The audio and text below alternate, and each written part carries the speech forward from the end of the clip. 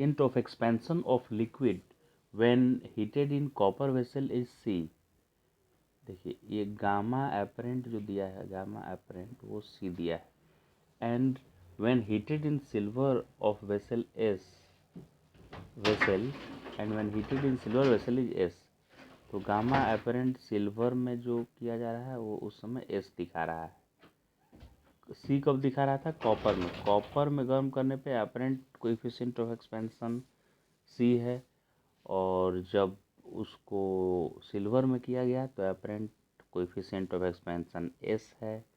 ये apparent coefficient of expansion होता है कि जिस बर्तन में आप गर्म कर रहे हैं उस बर्तन में आपको पानी कितना फैला हुआ दिखेगा, राइट।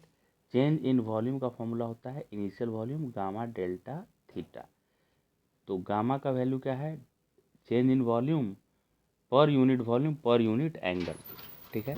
यानी किसी के वॉल्यूम में कितना चेंज आया और डिवाइड बाई वी कर दिए तो वो फ्रैक्शनल चेंज इन वॉल्यूम हुआ। तो fractional change in volume per unit temperature या per unit change in temperature, इसी चीज़ को बोला जाता है gamma, coefficient of volume expansion. तो रियल एक्सपेंशन का कोएफिशिएंट आता है apparent coefficient of volume expansion plus vessel का एक्सपेंशन। अब वेसल चूँकि सॉलिड बॉडी है इसलिए उसका 3 टाइम्स आप लिख सकते हैं अल्फ़ा उसके गामा को, राइट।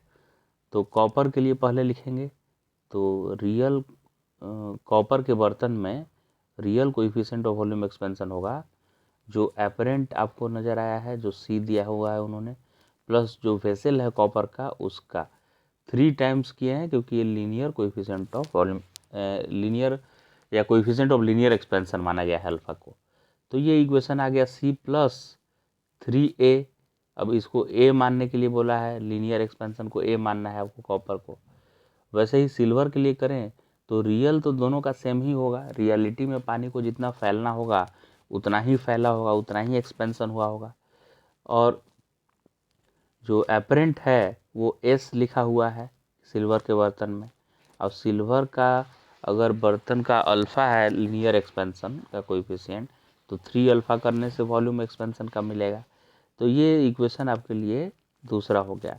इन दोनों में आप देखेंगे कि लेफ्ट साइड इक्वल है इसलिए राइट साइड को भी क्यों ना इक्वल कर दिया जाए तो हो जाएगा। इन दोनों को इक्वल करेंगे और आपको निकालना क्या है? अल्फ़ा ए जी निकालना है। तो C plus 3A minus S आ जाएगा।